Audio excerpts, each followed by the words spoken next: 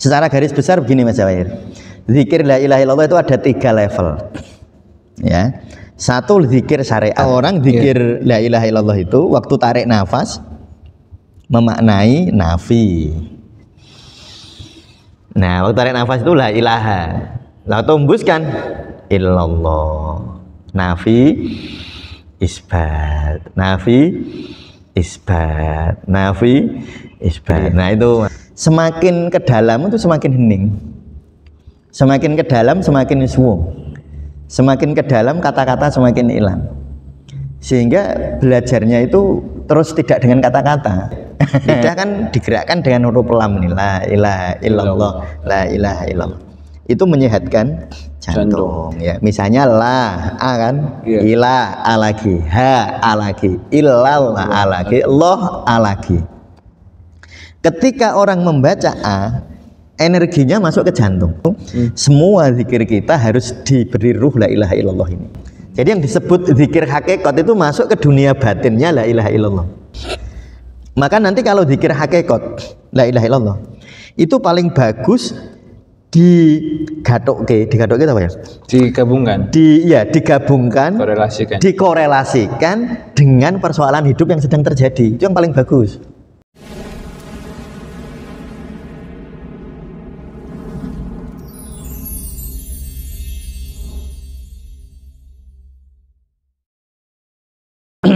Assalamualaikum warahmatullahi wabarakatuh. Waalaikumsalam warahmatullahi wabarakatuh. Kali ini di Ngaji Tasawuf Saintifik, hari ini kita akan membahas mengenai zikir la ilaha illallah nih, Pak. Ya. Bagaimana praktisnya dan bagaimana secara saintifiknya gimana? Ya. Agar lebih mendalam dan kita lebih memahami bahwa zikir la ilaha illallah itu sebenarnya sangat luar biasa nih, Pak. Iya, kalau itu secara apa namanya? Secara teoritik ya, kan sudah disampaikan bolak-balik. Afdhulu dzikri fa'lamu annahu la ilaha illallah. Jadi zikir terbaik itu ya la ilaha illallah. Jadi zikir-zikir yang lain itu sebenarnya anak-anak dari zikir la ilaha illallah. Tapi nanti jangan dimaknani zikir yang lain nggak usah dilakukan loh ya. Nggak pas lagi itu. Memahami kayak gitu itu nggak pas. Jadi zikir yang lain itu tanda kita zikir la ilaha illallah. Jadi sebenarnya Mas Jawahir itu mengucap subhanallah, ya la ilaha illallah juga sebenarnya. Nah gitu loh. Mas Jawahir zikir astagfirullah itu sebenarnya ya la ilaha illallah juga. Jadi la ilaha illallah itu harus menjadi ruh zikir yang lain gitu loh. Jadi jangan dimana nek ngono saya tak zikir la ilaha illallah saja. Berarti zikir yang lain kayak baca sholawat, zikir tasbih, tahmid berarti enggak penting ya itu namanya memahami sesuatu melompat itu gitu. Jadi sebenarnya yang disebut afdholu dzikri fa'lamu annahu la ilaha illallah itu semua zikir kita harus diberi ruh la ilaha illallah ini. Itu maksudnya ya. Jadi bukan afdholu dzikri fa'lamu annahu la ilaha illallah zikirnya la ilaha illallah terus, yang lain kalau ada orang zikir lain disalahkan itu ya, bukan dan gitu. Itu biar utuh ya, Pak. Iya, tadi zikir la ilaha illallah itu biar satu-satuan betul. Jadi kayak kita habis sholat kan subhanallah, alhamdulillah, Allahu akbar, itu la ilaha illallah juga sebenarnya. Nah, jadi la ilaha illallah sebenarnya intinya zikir. Nah, ada nggak ini Mas Jawahir ya? Jadi untuk kesempatan kali ini kita akan membahasnya secara teoritik dulu ya, teori pemahaman dulu. Nanti prakteknya nanti akan kita akan kita beri tutorial ya tentang praktek la ilaha illallah, tapi tentu tidak bisa sampai ke level-level yang paling dalam ya. Karena selalu begini, ilmu-ilmu yang sangat dalam itu tidak bisa dikatakan pasti. Jadi semakin dalam itu kata-kata makin sedikit, Mas. Verbalnya makin sedikit. Saya akeh kata-kata berarti itu ilmu lahiriah. Nah, itu berarti dunia lahiriah. Semakin ke dalam itu semakin hening. Semakin ke dalam semakin suwung. Semakin ke dalam kata-kata semakin hilang. Sehingga belajarnya itu terus tidak dengan kata-kata. Harusnya. Nah, sehingga tadi saya sampaikan tentu kita tidak bisa memberi tutorial sampai ke level-level seperti itu. Karena kalau pakai tutorial lewat YouTube kan tetap pakai kata-kata. Iya. Atau saya diem aja gini ya. Kan ya enggak kan. Ya kan tetap pakai kata-kata. Nah, tapi nanti tentu semampu kita beli tutorial ya. Tentu sekali lagi tetapi itu pasti bukan sampai level tertinggi. Makanya kalau di dalam dunia tasawuf itu ada mursyid, itu sebenarnya untuk level-level tertentu itu kita nggak bisa sendiri. Jadi karena keheningan itu sebenarnya ditularkan, Mas. Bukan diajarkan. Sekali lagi ya, keheningan atau kekhusyuan kalau sudah di level batin itu ditularkan. Makanya terus kita butuh syafaat, itu sebenarnya maknanya itu di situ loh ya. Bukan makna lahiriah sebenarnya. Maknanya makna yang sangat dalam sebenarnya ya. Ya baik. Ya sebelum kita bahas hal-hal yang rumit seperti itu ya sudah, ini bahas kita yang praktis-praktis saja yang bisa dilakukan. Nanti insya Allah akan saya beli tutorial ya. Secara garis besar begini Mas Jawair. Zikir la ilaha illallah itu ada 3 level. Ya. Satu zikir syariat. Iya. Apa sih syariat? Nah sebenarnya gini. Nah saya mau ini dulu, mungkin nanti kawan-kawan sufi terutama yang mengikuti kita secara konsisten dan terus ya. Nanti ada beda dulu dengan dulu, karena zikir kan kalau saya Abdul Qadir ada 7. Iya 7. Ya ada 7 level. Ya, zikir ruang dan waktu. Nah itu ada gitu. Lah kok sekarang cuma ada 3 gitu ya. Yeah. Nah itu kan kadang bingung. Nanti menurut saya Ibnu Athaillah Sakandari zikir itu ada 4. Yeah. Nah nanti mungkin menurut ulama tertentu kok beda-beda sih. Teman-teman tolong tidak usah bingung tentang hal itunya. Tidak usah membandingkan juga. Ya tidak usah, iya tidak usah bingung. Dulu 7 kok sekarang Pak Mustamir bilangnya 3 gitu. Nggak usah bingung itunya ya. Nanti kalau bingung itunya kita nggak masuk ke substansi. Makanya gini, ilmu itu kalau masih di kata-kata mesti membingungkan Mas. Tapi engkau akhirnya kalau sudah praktek, sudah ada rasanya, kabeh bener. Nah gitu engkau, akhirnya ngono loh. Kalau masih di kata-kata itu mesti banding-banding gini nanti. Jadi masih, loh katanya dulu 7. Nah saya Abdul Qadir baginya 7, saya Ibnu Athaillah baginya 4. Kan ketoke loh, kalau orang mau memversuskan ya terus memang beda, tetapi nek mlebu di dalamnya podo asline Mas. Substansinya sebenarnya sama. Sama. Lah taunya sama nek wis dipraktekke. Iya. Jadi sampean zikir pakai cara saya Abdul Qadir Jalani yang 7 level ya, atau jenengan zikir seperti Syekh Ibnu Athaillah yang 4 level, nek podo-podo dilakoni asline podo. Ketika masuk itu sama. Yang membedakan karena kita terjebak di kata-kata itu. Nah itu terus jadi ketoke beda. Padahal nek dilakoni iku padha. Ya, metode itu misalnya Syekh Abdul Qadir Jailani dengan metodenya begini torekohnya. Syekh Ibnu Athaillah torekohnya begini. Jalannya begini, tapi sakjane ruhnya sama. Nah, jadi ini jangan bingung ya. Nah, ini kita ya biar lebih mudah. Zikir la ilaha illallah itu ada 3 ya. 1 zikir syariat, 2 zikir hakikat, 3 zikir ma'rifat. Nah sebenarnya nanti di semua zikir, entah la ilaha illallah, entah subhanallah, entah alhamdulillah, ya 3 ini ya. Jadi ada zikir syariat, ada zikir hakikat, ada zikir ma'rifat. Zikir syariat itu zikir lisan. Ya syariatnya piye la ilaha illallah lane mat. Oh kan dipanjangkan. Ono aturane ilaha illallah. Ono lam jalalah dan seterusnya. La ilaha illallah. La ilaha illallah ya. Lafadznya. Jadi misalnya Mas Jawair zikir dengan ngantuk ini. Misalnya ikut tahlilan ngantuk bengi-bengi iki kiai ini sing mimpin tahlil loh, hafal tahlil sing lengkap kok ya. Wah pas la ilaha illallah, la ilaha illallah, la ilaha illallah yang zikir ngantuk-ngantuk. Itu tetap zikir. Jadi nggak usah khawatir, tetap zikir, tapi itu zikir syariat. Terus jangan sebut salah loh ya. Ya, tetap benar itu walaupun hanya syariat. Jangan terjebak, sekali lagi saya ulang lagi di podcast kemarin ya. Jangan terjebak di benar salah kalau belajar tauhid, belajar tasawuf ya. Itu jangan terjebak di benar dan salah. Lah pokoknya zikir kan mesti benar. La ilaha illallah ya, Mak. Ini kan enggak ada salahnya. Wong sampean sambil jalan la ilaha illallah enggak apa-apa. Sampean sambil ngantuk-ngantuk enggak apa-apa juga. Cuma harus pahami bahwa itu perjalanan gitu. Belum nyampe. Tapi itu wis apik lho, wis mlaku. Mau jalan sudah jalan kayak Mas Jawair mau ke UIN misalnya. Mas Jawair baru sampai sini daerah apa? Daerah Manyaran misalnya. Kan wis bener kan, yang penting melaku. Tapi jangan merasa sudah sampai gitu. Oh iya. Tapi kan wis melaku wis bener gitu. Tahu kalau ini perjalanan. Ya tahu kalau ini perjalanan. Nah, jadi la ilaha illallah jangan disalahkan. Nah, sudah pernah saya jelaskan ketika seseorang zikir la ilaha illallah itu manfaatnya besar, Mas. Manfaatnya kalau orang membaca lam, manfaatnya ke kolbu. Jadi lam itu maka ada senam itu menggerakkan lidah itu untuk menyehatkan jantung. Nah, kalau di ilmu pengobatan timur, Mas Jawahir, kalau belajar ilmu pengobatan timur ya, indera itu ada hubungannya dengan tubuh kita. Jadi misalnya liver itu dengan mata, Mas. Hubungannya liver itu dengan mata. Ya, lalu jantung hubungannya dengan lidah. Nanti kalau apa paru dengan hidung, ya liver dengan mata. Nanti ada apa organ logam nanti dengan pori-pori, dengan indera perasa. Nah, itu ada.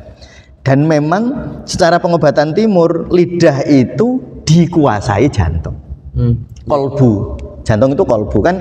Kalau orang zikir kan apa zikir itu tatmainul qulub, menenangkan jantung, baik jantung dalam makna jasmaniah maupun jantung dalam makna ruhaniyah. Jadi orang zikir itu rileks jantungnya, tatmainul qulub, menenangkan jantung.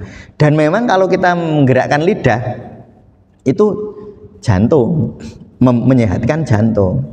Sehingga banyak orang terjadi kelembapan di jantung ya, namanya stagnasi. Kalau dalam ilmu pengobatan timur itu ada istilah dahak.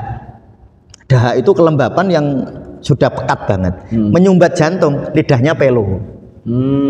Nah gitu Mas, ada ilmu kayak gitu. Kalau di pengobatan timur model-model berpikir seperti itu memang banyak ya. Jadi ini sesuai karena ini kita bahas syariat ya, bahas tentang zikir syariatnya. Kalau nanti teknisnya nanti insya Allah kita buat tutorial. Tetapi secara keilmuan kita pahami dulu memang zikir itu walaupun syariat tok sudah bermanfaat kok. Sampai la ilaha illallah menggerakkan lidah ya. Lidah kan digerakkan dengan huruf lam nih, la ilaha illallah, la ilaha illallah. Itu menyehatkan jantung ya. Jadi sudah bagus Mas. Walaupun gak ngerti arti inilah. Nanti maknanya akan kita pahami di zikir hakikat. Nah, lalu kalau kita membaca a fathah, kan harokat kan ada fathah, ada dhammah, ada kasroh, ada tasjid, ada sukun ya toh. Itu kan harokat dalam tulisan Arab. Itu harokat yang menemukan ulama. Kalau dulu zaman Rasulullah nggak ada harokat Mas. Jadi zaman Rasulullah, zaman sahabat itu nggak ada harokat, titik aja nggak ada dulu. Jadi dulu ketika nulis batasa ya cuma begini, jadi nggak ada titik di bawah, nggak ada titik. Nah, kalau harokat itu yang ijtihad para ulama. Nah itu ya. Nah ketika orang harokatnya fathah kan a, bacanya a. Misalnya la a kan, ila a lagi, ha a lagi, illal a lagi, loh a lagi. Ketika orang membaca a, energinya masuk ke jantung. Nah, itu kalau Mas Jawahir kepengen membaca ininya pembahasan seperti itu di Muinuddin Khisti. Muinuddin Khisti namanya. Jadi beliau seorang ulama tasawuf, ahli sufi healing tuh, Muinuddin Khisti. Nanti di situ dijelaskan kalau fathah itu ke jantung, kalau kasroh ke otak. Nah itu ada ilmu kayak gitu, itu ada. Dan memang nanti itu selaras dengan ini afdholu dzikri fa'lamu annahu la ilaha illallah. Terus kalau kita berzikir ala bidzikrillahi tatmainnul qulub, selaras itu ilmunya. Ya. Jadi kalau orang baca la ilaha illallah kan fathahnya banyak. Nah lamnya banyak, fathahnya banyak, sehingga secara syariat lafadz la ilaha illallah itu sangat baik bagi jantung, memang bagi kolbu secara syariat, secara jasmania itu manfaatnya memang ke jantung la ilaha illallah. Ini Mas Jawahir itu misalnya ikut tahlilan, la ilaha illallah, la ilaha illallah, cuma goyang-goyang gini aja, la ilaha illallah, nggak dimaknani, nggak dia la ilaha illallah ya gitu, itu sudah bermanfaat loh bagi jantung. Tetapi jantung jasmania. Nah memang syariat itu kan ibadahnya ruhul jismani. Jadi syariat itu ibadahnya ruh jismani. Jadi ya kalau kita ini zikir secara syariat ya bermanfaat untuk ruhul jismani memang. Ya, dan itu bisa dianalisis secara saintifik. Ya bisa dianalisis baik sains timur maupun sains barat loh ya. Jadi ilmu itu ya, terutama misalnya ilmu pengobatan Mas, itu kan ada madhabnya. Yeah. Ada madhab konvensional dari barat, ada madhab timur. Yo ketoke beda kok, tapi nek mlebu ning substansinya ya sama. Sama ya. Nah itu jadi yang pertama zikir syariat, yaitu zikir kita mengucap la ilaha illallah ya, secara lisan. Lalu kita masuk ke zikir hakikat. Nah, zikir hakikat itu bukan hanya ngucap, tetapi ngerti maknanya. Ngerti maknanya, memahami arti. Nah, sekarang ada ini. Saya akan sampaikan dulu tentang nafi isbat ya. Pernah dengar, Mbak? Kalau di kuliah ada istilah nafi isbat. Jadi la ilaha illallah sebenarnya nafi isbat, Mas. La ilaha tidak ada Tuhan itu menafikan. Menafikan ya. Nah, namanya nafi. Jadi la ilaha itu nafi. La ilaha nafi, menafikan, nggak ada Tuhan. Illallah itu isbat, menetapkan. Ora ana Tuhan, kejaba iki. Aku gak sayang sapa-sapa, Dik. Saya itu nggak sayang siapa-siapa, hanya kamu. Itu isbat namanya. Itu kata-kata bagus loh. Nanti kalau punya calon digitukan pakai nafi isbat. Jadi kalau menyampaikan cinta pakai nafi isbat. Aku gak seneng sopo-sopo kok. Kejaba kowe. Terus dia kan kaget. Wah, masa ora seneng sopo saya? Kecuali kowe deh. Nah, oh, itu kan langsung wah, marah dulu gitu. Nah, baru isbat. Oh. Nah, itu cara kata-kata yang bagus ya. Itu neuro apa namanya? Neurolinguistik itu linguistiknya. Linguistik yang akan mempengaruhi secara bagus itu kata-kata nafi isbat. Nah, jadi la ilaha illallah itu ada nafi, ada isbat. Makanya banyak ulama yang lalu menganjurkan, ini anjuran loh ya, jangan disebut bener salah. Nek sampean bermanfaat ya dilakoni, nek orang bermanfaat nggak usah dilakoni. Ya, itu metode kok, bukan syariat ini metode saja. Jadi ini bukan masalah haram halal. Ya kayak gini loh, kayak orang sholat pakai sajadah. Ya. Ini nggak ada hukumnya, awalnya nggak ada hukumnya. Kalau dia mengenakan ya jadi baik kan gitu. Ya. Kalau enggak ya nggak apa-apa juga. Jadi jangan ngomong pakai sajadah itu salah, nggak pakai sajadah bener. Atau pakai sajadah bener, nggak pakai sajadah salah. Sampean keliru meneh, nggak paham berarti. Jadi bukan masalah salah bener. Maka ada orang zikir la ilaha illallah itu waktu tarik nafas memaknai nafi. Nah, waktu tarik nafas itu la ilaha. Lalu hembuskan illallah. Nafi isbat. Nafi isbat. Nafi isbat. Nah, itu Mas. Itu ada metode kayak gitu. Ya, jadi ada metode nafi isbat. Nafi itu la ilaha, menafikan, enggak ada Tuhan. Kayak orang ateis itu. Ateis apalah namanya, misalnya pokoknya orang nggak percaya Tuhan, nggak ada Tuhan, tapi kudu ana terusane illallah, kecuali Allah.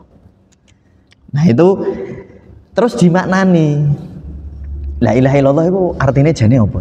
Nah dimaknani betul. Oh kalau maknanya yang sederhana kan tidak ada Tuhan kecuali Allah, itu makna ya, makna literal. Makna teksnya antar kata la ora ono, nggak ada ilaha Tuhan illa kecuali Allah. Tapi kan ada makna yang mengikuti makna ini, Mas. Misalnya gini, Mas Jawahir bilang sama istrinya nanti, aku cinta kamu, Dek. Nah, itu kata-kata. Tapi kan ada terusannya. Mas Jawahir memegang tangannya, ada terusannya itu. Jadi aku cinta padamu itu bisa maknanya banyak. Kalau makna kata-katanya ya aku cinta padamu. Tapi nanti makna yang mengikuti, Mas Jawahir membelai, Mas Jawahir memegang tangannya, Mas Jawahir menciumnya dengan mesra, Mas Jawahir menaiki duit, Mas Jawahir itu kan cinta juga. Kata-kata aku cinta padamu bisa bermakna sedalam itu. Jadi la ilaha illallah itu ya maknanya ya dalam. Maknanya la ilaha illallah itu maknanya ya tidak ada yang bisa membuat saya kaya, kecuali Allah. Tidak ada yang membuat saya bahagia kecuali Allah. Nggak ada yang membuat saya sedih kecuali Allah. Nggak ada yang membuat saya sehat kecuali Allah. Lah itu loh, itu makna lanjutannya. Jadi jangan hanya dimaknani la ilaha illallah, tidak ada Tuhan kecuali Allah. Terus nggak ada, misalnya tiap hari ngomong sama istrinya, nanti kalau udah punya istri sih, sekarang belum. Ini saya proklamasikan belum. Nah, jadi kalau Mas Jawir cuma bilang setiap hari sama istrinya, aku cinta padamu Dek, aku cinta padamu Dek. Cuma ngono terus suwe-suwe bojone bosen loh Mas. Iya sih. Nggak pernah megah, nggak pernah nyium, nggak pernah meluk, nggak pernah ini, kan bingung bojone. Jare sayang. Awalnya bojone wah iya seneng kan. Waktu Mas Jawir bilang aku nggak ada yang aku cintai Dek kecuali kamu. Seneng, tapi kalau ngono terus yo masuk kata-kata terus gitu loh. Kan harus masuk lebih dalam kan. Kata-kata lalu diekspresikan dalam makna yang lain. Oh, karena aku tidak ada yang aku cintai hanya kamu Dik, maka aku akan bekerja keras Dik. Maka aku akan setia Dik, maka aku akan gitu kan. Nah, la ilaha illallah itu sama. Jadi la ilaha illallah itu maknanya bukan hanya makna tidak ada Tuhan kecuali Allah, tidak ada yang patut disembah kecuali Allah, terus titik, kita nggak masuk ke dunia batinnya, berarti nggak hakikat Mas. Jadi yang disebut zikir hakikat itu masuk ke dunia batinnya la ilaha illallah.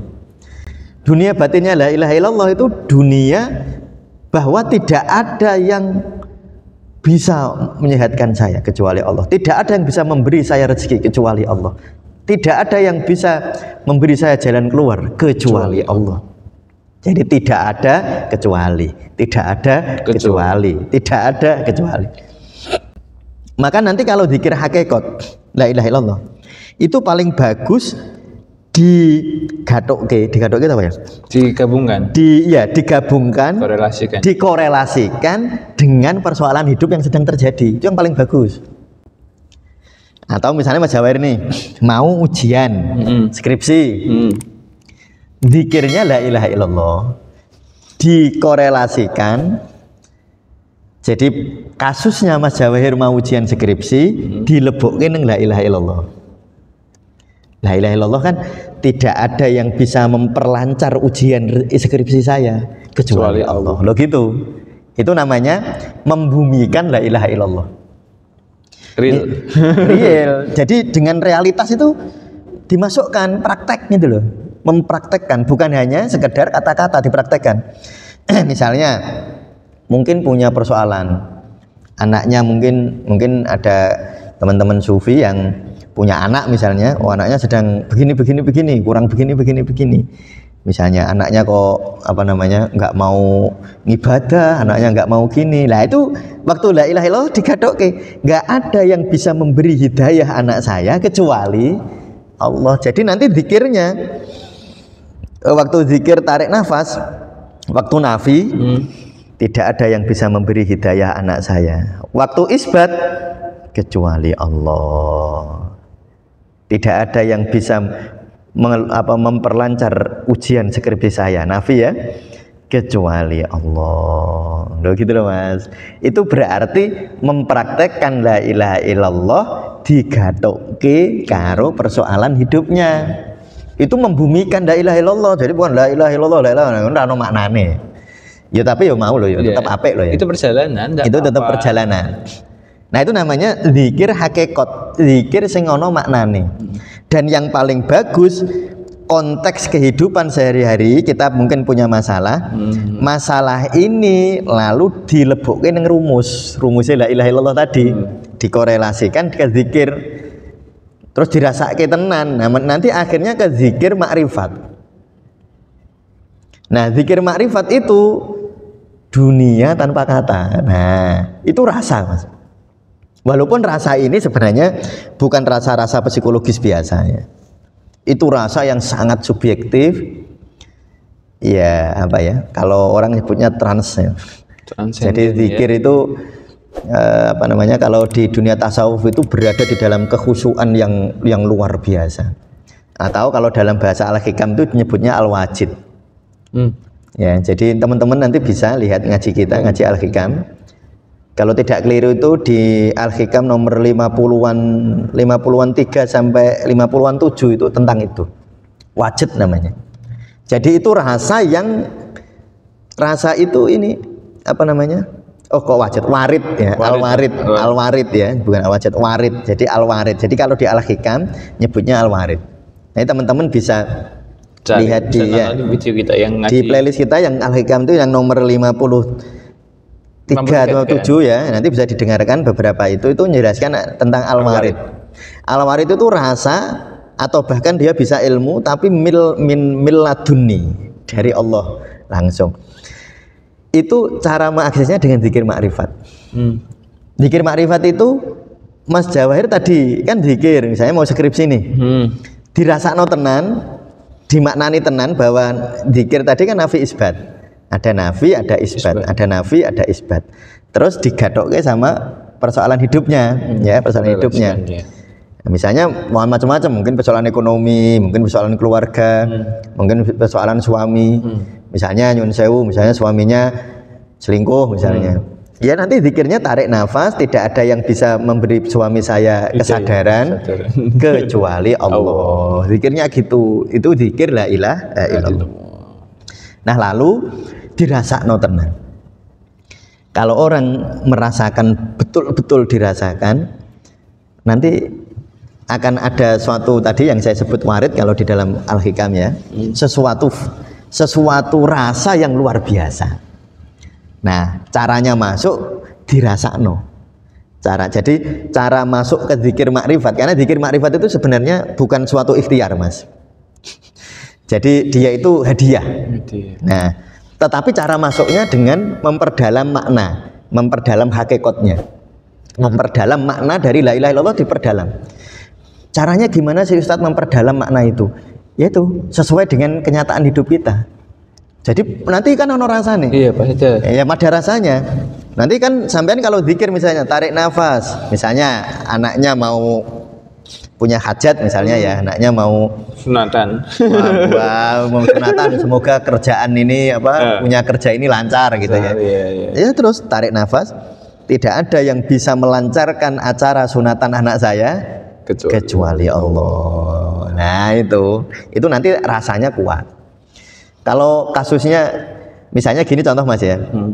Kalau Mas Jawahir baca la ilaha illallah sesuai dengan kasusnya Mas Jawahir, yaitu ujian skripsi misalnya, Mas Jawahir karena punya masalah itu kan zikirnya kuat Mas. Iya. Karena kan ada rasanya. Nah, karena ada kebutuhan tentang skripsi tadi. Tapi nek aku mikir tentang skripsi, ora ono rasane wong saya nggak punya kasus skripsi kok, iya kan? Iya. Makanya sesuaikan. Dengan realitas. Ya, sesuaikan dengan realitas ya. Yang ada. Nah, lalu kalau kita zikir sesuai dengan realitas yang ada, nanti zikir itu rasanya lebih dalam Mas. Merasakannya lebih mudah. Nanti semoga kita itu terus ditarik Allah masuk ke dunia ma'rifatnya. Jadi di zikir yang nggak bisa dijelaskan itu. Nah itu ya, jadi gini intinya zikir tadi ada 3. Kita itu bisa di 2, kita bisa mengikhtiari di 2, yaitu di syariatnya kita la ilaha illallah misalnya dengan dengan lafadz yang bagus, dengan nada yang bagus, dengan kecepatan sekian nanti mempengaruhi jantung secara syariat ya. Lalu yang kedua yang bisa kita ikhtiari zikir hakikatnya, yaitu memaknai, maknanya nafi isbat tadi ya, nafi isbat dimaknani terus berusaha dirasakan betul itu makna itu ya. Semoga Allah itu lalu menarik kita ke zikir yang ma'rifat ya. Saya kira gitu Mas Jawahir untuk hari ini. Semoga nanti kita bisa buat tutorialnya ya. Nanti saya renungi tutorial yang tepat bagaimana ya.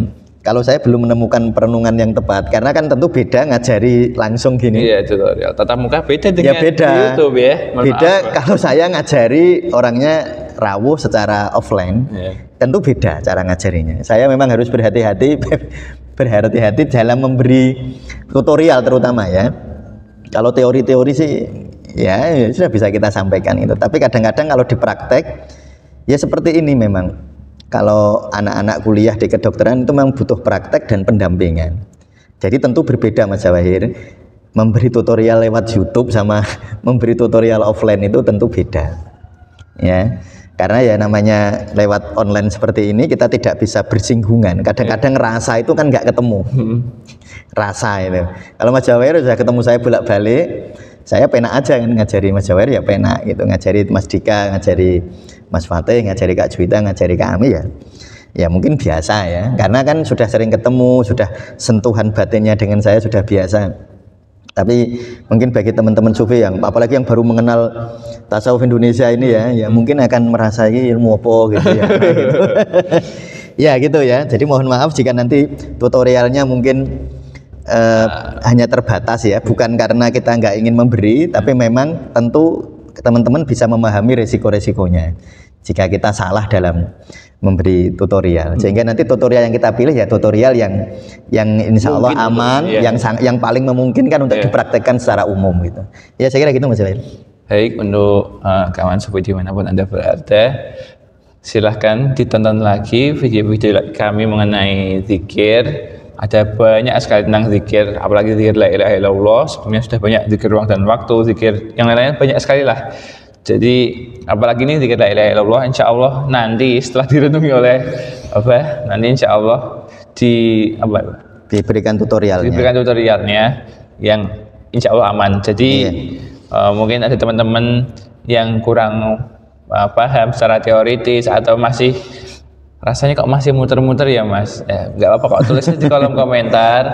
Insya Allah akan kami jawab. Dan mungkin ada perasaan ketika melakukan zikir la ilaha illallah, bisa kok tulis di kolom komentar juga bagaimana pengalaman Anda. Terima kasih, jangan lupa like, comment, dan subscribe. Terima kasih. Assalamualaikum warahmatullahi wabarakatuh. Waalaikumsalam warahmatullahi wabarakatuh.